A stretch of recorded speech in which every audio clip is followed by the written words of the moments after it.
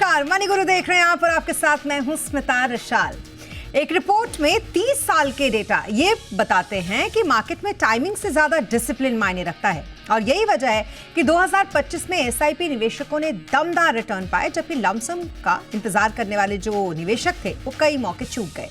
ऐसे में अगर आप भी इस बात को लेकर कंफ्यूज हैं कि एसआईपी के जरिए निवेश बेहतर है या फिर लमसम आप करें, तो आज हम आपको बताएंगे कि निवेश में जो कंसिस्टेंसी होती है वो ज्यादा जरूरी होती है कि आप कंसिस्टेंट रहें या फिर टाइमिंग। इसको बताने के लिए हमारे साथ दो खास मेहमान इस वक्त हैं। शो में हमारे साथ है आनंद राठी वेल्थ के डायरेक्टर ऋषिकेश पालवे और कंप्लीट सर्कल कैपिटल के सीनियर पार्टनर विकास पुरी। आप दोनों का बहुत स्वागत है हमारे साथ इस शो पर जुड़ने के लिए और हैप्पी न्यू ईयर भी, क्योंकि ये साल का पहला शो आप दोनों के साथ हमारा। और सबसे पहले ये जो डेटा है 2026 में जो भी निवेशक है जो ये सोच रहे हैं कि आखिरकार उनको अब एसआईपी के जरिए निवेश करना चाहिए या लमसम के जरिए, कम से कम उनको एक क्लैरिटी देगा कि दोनों में से ज्यादा बेटर आपके लिए ऑप्शन क्या हो सकता है। हालांकि दोनों के अपने अपने फायदे हैं, फिर भी विकास मैं चाहूंगी सबसे पहले आप इस डेटा पे गौर फरमाइए कि आखिर कहता क्या है ये पूरा का पूरा डेटा। धन्यवाद स्मिता, अपने शो में बुलाने के लिए। Happy new year to you. और ऋषि भाई, आपको भी बहुत बहुत मुबारक है नए साल की। देखिए स्मिता, जो डेटा बताता है वो ये बताता है कि लॉन्ग टर्म में अगर आप देखें और स्पेशली जब वॉलेटिलिटी भी बहुत हाई हो तो सिप हमेशा आउट परफॉर्म करती है लमसम इन्वेस्टमेंट्स को। मतलब जो लोग सिप के थ्रू निवेश करते हैं अपने म्यूचुअल फंड पोर्टफोलियो में, उनका पोर्टफोलियो बेहतर रिटर्न देता है एज कंपेयर टू समवन जो ये कोशिश करता है कि मैं टाइमिंग कर लूँ, मैं मार्केट नीचे जाएगी तब मैं पैसा निवेश करूंगा, और वो टाइमिंग के चक्कर में उनके पोर्टफोलियो की परफॉर्मेंस जो है वो उतनी अच्छी नहीं आती। और डेटा ये बताता है 30 साल का कि अगर आप डेटा देखें, दो देखिए 2025 में सिप में जो लोगों ने निवेश किया थ्रू सिप रूट, 97% जो स्कीम्स हैं उन लोग वो स्कीम्स ने पॉजिटिव रिटर्न्स दिए हैं। और यही नहीं, सिप रिटर्न्स जो लमसम के रिटर्न आया, आगे चल के आप जब डेटा के बारे में बात होगी तो सिप वाले जो निवेशक है उन्होंने ज्यादा रिटर्न कमाई है एज कंपेयर टू जिन्होंने लमसम करने की कोशिश की या टाइमिंग करने की कोशिश की। तो बेसिक ये जो प्रीमाइस है, ये 30 साल का जो डेटा है वो ये दिखाता है कि अगर आप डिसिप्लिन से चलते हैं, और जैसे अब देखिए स्मिता, एग्जाम का टाइम आ रहा है, एग्जाम क्या आएगा हमें नहीं मालूम, हमें क्या करना है, अपनी तैयारी अच्छे से करनी है।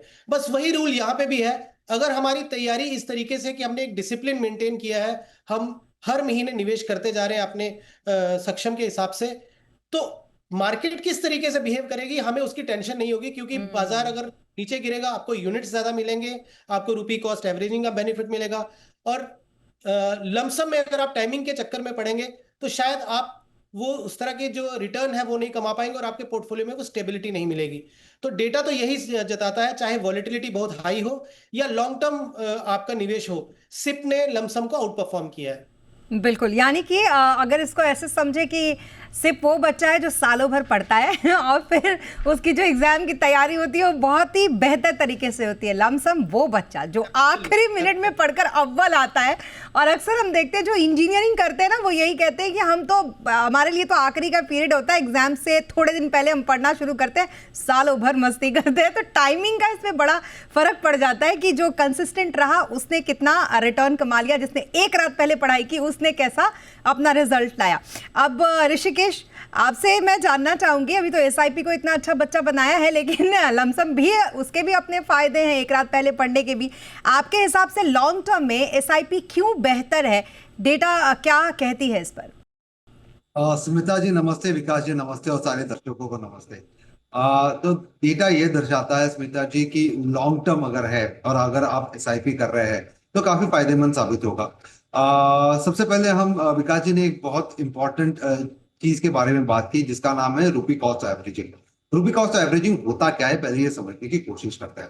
रुपी कॉस्ट एवरेजिंग का मतलब ये होता है कि मार्केट जो होता है या बाजार जो होता है वो एक सरी का नहीं चलता, बाजार में चढ़ाव और उतार होते रहते हैं। एक उदाहरण के तौर पर मैं समझाने की कोशिश करूंगा। अगर आपने किसी फंड में निवेश किया है एसआईपी के द्वारा और 10,000 की एसआईपी की है, तो और अगर आपने जब शुरुआत की तो उसका NAV 10 का है, तो आपको वो 10,000 के मुकाबले के सामने आपको मिलेंगे 1,000 पॉइंट। लेकिन अगले महीने अगर मार्केट टूट जाता है और NAV 10 से घटकर 9 हो जाती है तो आपको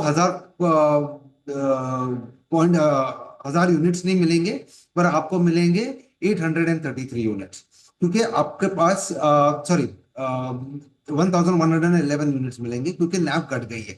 अगले महीने में अगर वापस उसकी नैव बढ़कर 12 रुपए हो जाती है तो आपको 833 यूनिट्स मिलेंगे।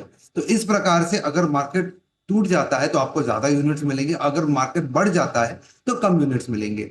इसको कहते हैं रुपी कॉस्ट एवरेजिंग। अगर हम डेटा देखें for a longer period of time तो हमको ये पाया जाता है कि 3 साल के लिए अगर आप निवेश करते हो तो आपको करीब करीब 3 इयर्स का अगर डेटा देखो तो 90-95% आपको कैपिटल में हानि नहीं होगी। लेकिन 5 साल से होकर आप अगर निवेश करते हो एसआईपी के द्वारा तो आपको कैपिटल की हानि नहीं होगी, आपको कैपिटल लॉस कभी नहीं होगा। और एसआईपी के द्वारा जब आप निवेश करते हो आपका टारगेटेड रिटर्न करीबन 12% का होता है। अगर आपका रिटर्न 12% का है तो उसकी प्रोबेबिलिटी क्या है ये समझने की कोशिश करते हैं। अगर आपकी अवधि 15 साल के लिए है तो आपकी प्रोबेबिलिटी करीबन 84-85% की हो जाती है कि 12% रिटर्न बन जाए। तो इसका मतलब ये हो, अगर आपके निवेश करने की अवधि ज्यादा है, 15 साल 20 साल की है, तो आपको 12-13% रिटर्न बनने की प्रोबेबिलिटी काफी हाई होती है क्योंकि कंपाउंडिंग आपका सहायता करता है। तो ये डेटा दर्शाता है।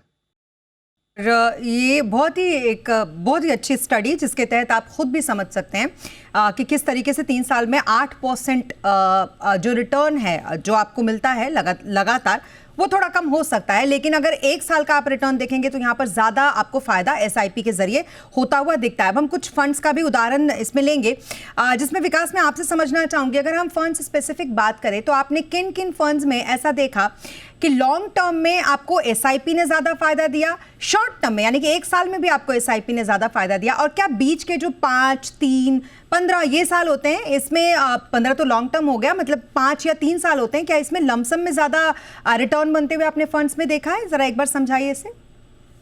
देखिए स्मिता, अगर हम इन ऑल प्रैक्टिकलिटीज देखें कि पिछले कुछ सालों का अगर डेटा दिखाएं देखें, और 3 और 5 साल का मैं बीच में मेंशन इसलिए करना चाहूंगा क्योंकि अगर आप देखें 2020-21 में जब कोविड का 20 में स्पेशली कोविड की जो गिरावट हुई थी और आप उसको मद्देनजर रखते हुए आप देखेंगे कि लमसम ने कुछ भी टाइम पीरियड में अच्छा रिटर्न दिया है, लेकिन वहां पे टाइमिंग लोगों की अगर बहुत अच्छी हुई है तो उसकी वजह से। अदरवाइज अगर आप देखें डेटा, अब हम जनरली क्या करते हैं, हम 1 साल का डेटा, 3 साल का डेटा, 5 साल का डेटा, 10 का, 15 का और 20 का, अगर हम इसको डिवाइड करते हैं, हम देखते हैं कौन कौन से टाइम होराइजन में सिप ने आउट परफॉर्म किया।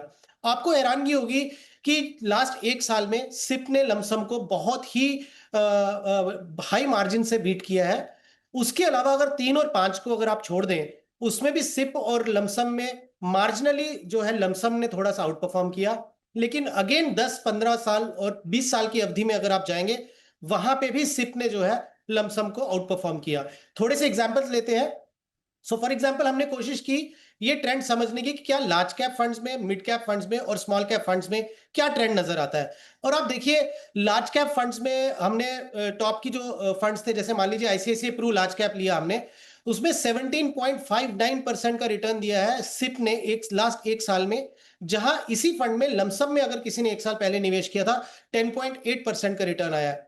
अगर दूसरा लार्ज कैप ले निपॉन इंडिया लार्ज कैप, तो वहां पे भी आप देखें सिप रिटर्न जो है 15.78% आई है, और लमसम में अगर किसी ने एक ही बार में डाला है तो उसका 8.3 आया है। आप देखिए कितना बड़ा इसमें गैप है। इसी तरीके से अगर आप मिड कैप का भी देखते हैं तो एचडीएफसी मिड कैप हमने अगेन टॉप ऑफ द जो मिड कैप फंड्स है उसमें लिया है, सिप रिटर्न इज 20.53%, जबकि लमसम में अगर किसी ने निवेश किया 1 साल पहले उनका 6.75%। अगेन देखें कितना बड़ा इसमें गैप आ गया। मोतीलाल का भी अगर आप देखेंगे मिड कैप फंड, तो यहां पे भी अगर आप देखें सिप ने फिर भी 6.14% का रिटर्न दिया है, जबकि लमसम में -12% का रिटर्न है। एचडीएफसी स्मॉल कैप फंड ले लें अगर आप स्मॉल कैप कैटेगरी में, तो 11.14% जो है वो रिटर्न दिया है सिप ने, और लमसम ने -1.28। एक और स्मॉल कैप ले लेते हैं कि एसबीआई स्मॉल कैप फंड अगर आप लें तो 6.43% रिटर्न जो है वो आपका सिप का रिटर्न है। यहीं पे अगर किसी ने लमसम में निवेश करके 1 साल के लिए छोड़ दिया होता तो आज की डेट में उनका रिटर्न जो है -5.16% रिटर्न होता। तो ये जो आप 1 ईयर का देख रहे हैं, यही ट्रेंड जो है स्मिता 3 इयर्स में अगर आप देखें तो उल्टा हो जाता है। उसमें जो है लार्ज कैप की रिटर्न लमसम की 18.79 है आईसीआईसीआई लार्ज कैप की, और सिप की जो है 17.25% है, बट गैप बहुत ज्यादा नहीं है यहाँ पे। अगर आप HDFC मिड कैप ले लें, अगर मिड कैप का ही हम बात करते हैं 3 साल का, तो उसमें लमसम में 25.89% है, जबकि सिप रिटर्न इज 22.35। अगेन कोई बहुत ज्यादा गैप नहीं है। अब अगर हम यहाँ पे 5 साल का और 3 साल का लगभग अगर आप देखें तो ट्रेंड सिमिलर है स्मिता, बट 10 ईयर में आ जाएं तो 10 ईयर में वापस जो है वो स्टोरी बदल जाती है, 15 ईयर में भी स्टोरी बदल जाती है। जस्ट जल्दी से रिकैप करने में अगर मैं आप बोलने पे आ जाऊं तो ICICI लार्ज कैप का अगर आप 15 ईयर का रिटर्न देखते हैं तो 15.44% है सिप का रिटर्न, और यही लमसम अगर किसी ने किया होता उनका 13.56 है। HDFC मिड कैप का 20.27 है सिप का रिटर्न, और लमसम का रिटर्न 18.35%। अगर हम एक मिड कैप और एक स्मॉल कैप भी ले लें तो वहां पे भी कोटक मिड कैप जो है 19.79% सिप का रिटर्न है और 17.2% जो है लमसम का। और लास्ट अगर मैं एक और एग्जांपल ले लूं कि SBI स्मॉल कैप 20.84% जो है वो सिप रिटर्न है और 18.83% जो है वो लमसम का रिटर्न है। तो आप ये देखेंगे क्लियर इमर्ज होता है जब वोलेटिलिटी बहुत ज्यादा होती है तो भी सिप आउट परफॉर्म करती है, और अगर मान लीजिए पूरे आप मार्केट साइकिल ले लीजिए, अप एंड डाउन का साइकिल, कंसोलिडेशन का साइकिल, ये सारे साइकिल लेने के बाद द मोमेंट आप 7-10 ईयर्स का टाइम पीरियड क्रॉस करते हैं वहां पे अगेन जो है सिप लमसम निवेश को आउट परफॉर्म करने लग जाती है। कुछ फंड्स के एग्जाम्पल लिए हैं और बाकी ऐसे और भी फंड्स हैं जिसमें हमने ये 1 साल, 3 साल, 5 साल, 10 साल और 20 साल का डिफरेंशिएट जब इनमें किया तो हमने देखा कि 1 साल में कैसे सिप ने अच्छा परफॉर्म किया। लेकिन ऋषिकेश, आपसे मैं एक चीज़ और समझना चाहूंगी, क्योंकि डिसअपॉइंट वो ना हो जो लमसम में पैसा डाल चुके हैं या डालने की सोच रहे थे, क्योंकि बहुत सारे लोग होते हैं जिनको लगता है कि उन्हें एक मुश्त ही निवेश करना है। उनके लिए जिस तरीके से विकास ने भी बताया 1 साल, 3 साल, 5 साल, 10 साल और 15 साल, जिसमें हमने ये देखा कि स्टार्टिंग के 1 साल में आपके SIP ने अच्छा पैसा दिया और उसके बाद 15 साल और 10 साल में भी अच्छा पैसा बना, लेकिन बीच में हमने देखा कि आउट परफॉर्म किया है लमसम ने 3 साल और 5 साल। ये कौन से पीरियड्स होते हैं जब पैसा मार्केट में हम जब लमसम लगाते हैं तो हमें बहुत अच्छा और बढ़िया रिटर्न मिलता है? कौन सी स्ट्रैटेजी होती है? स्मिता जी, सबसे पहली बात तो ये है, मैं दर्शकों को ये बताना चाहता हूँ कि ये जो पर्याय है हमारे सामने SIP और एक मुश्त या लमसम जिसे हम कहते हैं, ये ऑल्टरनेट नहीं है, ये दोनों अलग अलग पर्याय है आपको निवेश करने के लिए। SIP का मतलब ये होता है कि आपकी फ्यूचर कैश फ्लोज जो है उसकी निवेश करने की एक रणनीति बना ली है आपने, और लमसम या एक मुश्त जो है वो आज के तारीख में आपके पास जितना पैसा है वो उसकी निवेश करने की क्या स्ट्रैटेजी है। तो ये पर्यायी नहीं है। अगर पर्यायी ढूंढना ही है लमसम के लिए तो उसका पर्याय है SWP। तो ये दो पर्यायी हो सकते हैं। अभी देखना चाहेंगे कि SIP और SIP का रिटर्न कैसे बनता है और लमसम का रिटर्न कैसे बनता है। मैं एक उदाहरण के तौर पे बताना चाहता हूँ कि 3 निवेशक है समझ लीजिए। एक जो है वो बहुत खुशनसीब है जिन्होंने मार्केट के सारे लोज पे इन्वेस्ट किया, एक जो है वो बदनसीब है जिन्होंने मार्केट के एकदम पीक्स पे इन्वेस्ट किया, और तीसरे जो है जिन्होंने अनुशासित तरीके से SIP की। तो एक सज्जन ऐसे है जिन्होंने लोस पे इन्वेस्ट किया, वो खुशनसीब है। एक है जो उन्होंने पीक्स पे किया, वो बदनसीब है। और एक है जो इन्होंने अनुशासित तरीके से किया, वो डिसिप्लिन तरीके से उन्होंने निवेश करते गए SIP के द्वारा। तीनों की टारगेट थी 12% की। अगर हम रिटर्न्स देखे, जो सबसे बदनसीब थे उनके रिटर्न्स आए 11.2% के, अगर 10 साल के रोलिंग रिटर्न्स देखे तो। जब से खुश नसीब थे उनके 12.5% के आए, और जो अनुशासित तरीके से करते गए उनके 12% के आए। तो देखने की अगर हम डेटा देखते हैं तो पता चलता है कि डिफरेंस इतना ज्यादा नहीं आता है कि आप लमसम करें या SIP करें या पीक्स के लिए वेट करें या टॉस के लिए वेट करें। निवेश करना है, टाइमिंग ना करें। टाइमिंग कभी किसी का सही नहीं जाता है। टाइमिंग ना करते हुए अगर आपके पास पैसा एक साथ तैयार है तो एक मुश्त कर सकते हैं। अगर आपको फ्यूचर आउटफ्लोज कैश फ्लोज का निवेश करना है तो SIP एक बहुत बेहतरीन तरीका है निवेश करने के लिए। तो ये कुछ विकल्प है जो आपको इन्वेस्ट करने के लिए अवेलेबल है और इसको आपने एक्सप्लोर करना चाहिए। बिल्कुल, तो सबसे इंपॉर्टेंट तो यही होता है कि आपको मार्केट को टाइम करने की बिल्कुल ज़रूरत नहीं है, बल्कि आपको मार्केट में टाइम देने की ज़रूरत है और इस बात को समझने की ज़रूरत है। दोनों ही जरिया जिससे भी आप निवेश कर रहे हैं। अब यहाँ रुकेंगे एक छोटे से ब्रेक के लिए, लेकिन ब्रेक के बाद जानेंगे कि किस तरीके से मार्केट जब वॉलेटाइल होता है तो आपके लिए ये दोनों ही यानी कि सिप और लमसम काम करता है। रुकेंगे यहाँ पर एक छोटे से ब्रेक के लिए।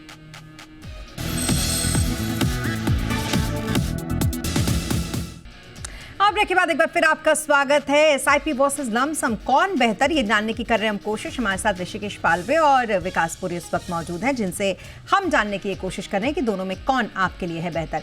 विकास, एक स्ट्रेट फॉरवर्ड आपसे एक सवाल मेरा ये है कि 2025 मैंने बहुत सारे एक्सपर्ट्स से ये सुना जिन्होंने कहा कि अभी लमसम का टाइम नहीं है, एसआईपी आपके लिए ज्यादा बेहतर है। 2026 लमसम करने वाला समय रहेगा या एसआईपी करना सही रहेगा? देखिए स्मिता, अगर क्योंकि ऋषि भाई ने बड़े अच्छे से समझाया कि किस तरीके से अगर आप एक निवेश करते हैं एसआईपी में और किस तरीके से रुपी कॉस्ट एवरेजिंग का बेनिफिट मिलता है, और हमने लास्ट एक साल में जिस तरीके से वॉलेटिलिटी देखी है और बहुत ही प्रैक्टिकल टर्म्स पे हमें ये डेटा भी दिख रहा है कि किस तरीके से सिप ने लमसम निवेश को आउट परफॉर्म किया। बट मैं स्मिता यहाँ पे एक चीज और ऐड करना चाहूंगा कि अगर कोई व्यक्ति, और स्पेशली ये भी ऋषि भाई ने वो हाईलाइट किया था कि आपके cash flows is also very important, कि अगर आप जॉब कर रहे हैं, आपकी मंथली सैलरी आ रही है, तो आपके लिए सबसे जो अप्रोप्रिएट तरीका वो सिप का ही है। लेकिन अगर कोई बिजनेसमैन है, उनका कैश फ्लोज ही बहुत अनइवन तरीके से आते हैं, तो ऑब्वियसली वो शायद सिप में उतने कंफर्टेबल ना रहें और वो लमसम करते रहें। बट लमसम इस रेगुलर बेसिस पे करेंगे तो उसको भी हम ये मान के चलेंगे कि एक अनऑर्गेनाइज तरीका है, लेकिन सिप ही की जा रही है। बट अगर आप 2026 की अगर आप बात करती हैं, तो मैं तो ये बोलूंगा कि अगर कोई व्यक्ति इसके कॉम्बिनेशन में चले कि अपना सिप का डिसिप्लिन मेंटेन करके रखे, और जब जब कभी बीच में 2026 में कोई ऐसे हफ्ते, महीने या कुछ ऐसे दिन आए जहां पे गिरावट हो बहुत तेजी से, तो वहां पे अगर थोड़ा थोड़ा भी लमसम करेंगे तो पोर्टफोलियो को, जैसे हम बोलते हैं कि सोने पे सुहागा वाली सिचुएशन हो जाएगी। आपको एक अल्फा जनरेशन हम जिसको बोलते हैं कि मार्केट रिटर्न से एक बेहतर रिटर्न मिले, उसके बहुत अधिक चांस बढ़ जाते हैं अगर कोई इसको कॉम्बिनेशन में कर ले। क्योंकि आइडिया हमारा ये नहीं है कि हम ये बोले कि सिप ही बेहतर है और लमसम ठीक नहीं है, बिकॉज लमसम भी ठीक है लेकिन लमसम में टाइमिंग ठीक नहीं है। तो हम, आई थिंक ये दोनों हम जो आज इस शो पे बात कर रहे हैं, उसका हमारा बेसिक मूल ये है कि आप मार्केट को टाइमिंग करने की कोशिश मत करें ये सोच के कि बाजार गिरेगा तो मैं निवेश करूंगा तो मैं बेहतर रिटर्न जनरेट करूंगा। तो उसके लिए हम थोड़ा सा सिप के ऊपर ज्यादा एम्फेसिस कर रहे हैं। But lump sum is not a bad way to invest, but हाँ, उसको टाइमिंग के हिसाब से ना जोड़ें। तो आइडियल कॉम्बिनेशन स्मिता, मुझे लगता है कि अगर आप 2026 में पोर्टफोलियो को चला रहे हैं, तो पहला जो उसकी फाउंडेशन है पोर्टफोलियो की वो है सिप। तो सिप को आप कंटिन्यू रखें, और यदि बीच में कभी आपको जब चांस लगता है कि गिरावट हुई है और चांस आपके पास कैश फ्लोस है, आपके पास वो बैंडविड्थ है कि आप थोड़ा लिक्विडिटी जनरेट करके आप टॉप अप कर सकते हैं, तो वही सिप फंड्स में आप as additional purchase, as a top up या लमसम जिसको हम बोलते हैं, वो आप कर सकते हैं। तो वो एक बहुत ही आइडियल कॉम्बिनेशन हो जाएगा। बिल्कुल, तो 2026 के लिए एक अच्छा कॉम्बिनेशन आपको बताया विकास ने यहाँ पर, सिप और लमसम दोनों का। वो अलग बात है कि लोग इस कॉम्बिनेशन को सिप और आईपीओ से जोड़ लेते हैं, क्योंकि वहाँ भी तो उनको क्रेविंग होती रहती है ना, कि वहाँ भी फोमो हो जाता है कि वो भी ना छूटे। ऋषिकेश, मुझे एक आपसे एक कैलकुलेशन समझना है, और मुझे लगता है ये बहुत सारे लोगों को आज काम आएगा, कि अगर 25 साल की उम्र में कोई सिप करता है, 60 साल की उम्र तक मान लीजिए उसको कंटिन्यू करता है, तो ये डिसिप्लिन उसको कितना बड़ा वेल्थ क्रिएट करके देगा? स्मिता जी, बहुत इम्पोर्टेंट और बहुत ही फायदेमंद ये एसआईपी का द्वारा अगर आप निवेश करते हो, तो जैसे आपने कहा 35 साल की नहीं, अगर मान के चले 25 साल की उम्र में किसी ने काम करना चालू किया और 60 की रिटायरमेंट हम मान के चले, तो 35 साल के लिए अगर कोई निवेश करता है और कोई 5,000 की राशि अगर निवेश करता है, तो करीबन 3.5 करोड़ की राशि प्राप्त कर सकते हैं। लेकिन मैं कहूंगा कि केवल एसआईपी ना करें। का मतलब क्या होता है, कोई 5,000 की एसआईपी अगर हर महीने की कर रहा है, उनकी आमदनी जो है वो हर साल कांस्टेंट नहीं रहती, उसमें बढ़ोतरी होती है। तो आपकी सिप की अमाउंट सेम नहीं रह सकती, उसमें भी आपको बढ़ोतरी करनी चाहिए। इस प्रक्रिया, बढ़ोतरी करने की प्रक्रिया को स्टेप अप कहते हैं। तो मैं कहता हूं, हमेशा कहता हूं कि आप 5% या 10% का स्टेप अप कीजिए। तो आप 5,000 की एसआईपी 35 साल के लिए अगर करते हो और 13% का रिटर्न पाने की कोशिश करते हो, तो आपकी राशि विदाउट स्टेप अप करीबन 3.5 करोड़ की होगी। लेकिन आप अगर 10% का स्टेप अप करते हो हर साल, जिसका मतलब है कि इस साल अगर 5,000 कर रहे हो, तो अगले साल 5,500 कर रहे हो, अब उसके अगले साल और 10% से बढ़ा रहे हो, so on and so fourth. तो 35 साल के बाद वो स्टेप अप की राशि होगी करीबन 10 करोड़। तो यहाँ पे आपने बिना स्टेप अप के करीबन 3.5 करोड़ पाए 35 साल के बाद, यहाँ आपने 9.5 से 10 करोड़ पाए। तो ये डिफरेंस आ जाता है। अगर आप 20,000 की एसआईपी करते हो, तो विदाउट स्टेप अप आपकी राशि हो जाती है करीबन 14 करोड़ की। और विद स्टेप अप ऑफ 10% आपकी राशि हो जाती है करीबन 37.5 करोड़ की। तो आप देख रहे हो कि कंपाउंडिंग और स्टेप अप दोनों को मिला के काफी फायदा हो सकता है। अगर आप 20,000 की SIP भी कर रहे हो और अगर आप 13% के हिसाब से ग्रो कर रहे हो तो 35 सालों के बाद आपके पास करीब करीब 37.5 करोड़ की राशि प्राप्त होगी। तो इस तरीके से आप अगर अनुशासित तरीके से निवेश करते रहोगे तो काफी फायदेमंद होगा, आपके रिटायरमेंट के लिए भी काफी फायदेमंद होगा। तो ये नहीं कि सिर्फ आपने SIP करनी है, पर आपने SIP करनी है और उसमें स्टेप अप लाना है 10%।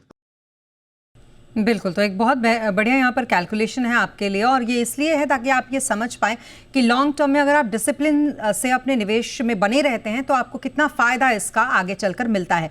अब बात वही एक बार फिर विकास घूम फिर कर आ जाती है कि हर कोई मार्केट को टाइम करने की कोशिश करता है, और ये जो रिस्क होता है ना टाइमिंग का, ये चाहे आप लमसम से करो या SIP से करो, क्योंकि आप देखो ना पिछली बार भी जब मार्केट गिरने शुरू हुए लोगों ने अपने SIPs रोक दी, क्योंकि उनको पता ही नहीं है कि जब मार्केट गिरता है तो भी आपका ही फायदा है अगर आप SIP से उस वक्त NAVs खरीदते हो। तो ऐसे लोगों के लिए आपकी तरफ से क्या सलाह रहेगा विकास? देखिए स्मिता, डिसिप्लिन बहुत जरूरी है, कंसिस्टेंसी बहुत जरूरी है, क्योंकि जो ऋषि भाई ने अभी फिगर्स दी हैं जिस तरीके से 14 करोड़ का या 30 करोड़ का, तो बहुत सारे हमसे निवेशक पूछते हैं कि आप जो ये नंबर्स बताते हैं क्या ये रियलिटी में बन सकते हैं। हम उनको बोलते हैं बिल्कुल बन सकते हैं, बिकॉज ये मैथमेटिकल कैलकुलेशन है, ये कोई हवा में नहीं है। लेकिन प्रॉब्लम क्या है स्मिता, देखिए आप, बहुत सारे निवेशक है जो 3 साल तक भी सिप को कंटिन्यू नहीं करते हैं। बहुत सारी सिप्स जो होती है वो 3 साल के पीरियड के बाद वो कंटिन्यू ही नहीं होती हैं। 5 साल और अगर आप 7 या 10 साल की बात करते हैं तो इवन 80-90% सिप्स ऐसी हैं जो बंद हो जाती हैं। अब प्रॉब्लम क्या है कि अगर आपको इस तरीके के जो अमाउंट है एक्यूमुलेट करने हैं तो आपको वो बने रहना बहुत जरूरी है, वो सिप की कंटिन्यूटी बहुत जरूरी है और उसमें विड्रॉल्स नहीं है। तो ये इस तरह के जो ड्रीम टारगेट है या गोल्स हैं वो अचीव किए जा सकते हैं, बट वहां पे अपने इमोशंस को लेके नहीं आना। तो जिस तरीके से हम टाइमिंग की बात करते हैं, अब सिप से आपको कोई टाइमिंग का रिस्क नहीं है क्योंकि आपकी सिप चल रही है, वो डिसिप्लिन मेंटेन है। अब आप उसमें अगर लमसम के चक्कर में सिप बंद कर दें फिर टाइमिंग करें तो वहां पे आपका रिस्क बढ़ जाता है। दूसरा क्या होता है कि मार्केट की अगर पीक है, मार्केट का डाउन साइकिल है, आप बता नहीं सकते, तो सिप अगेन उस चीज को एड्रेस कर देती है कि आपके यूनिट्स एक्यूमुलेट होते जाते हैं और मार्केट अच्छी होगी तो आपके पोर्टफोलियो की वैल्यू बढ़ेगी, अगर मार्केट नीचे है तो आपके यूनिट्स ज्यादा एक्यूमुलेट हो रहे हैं।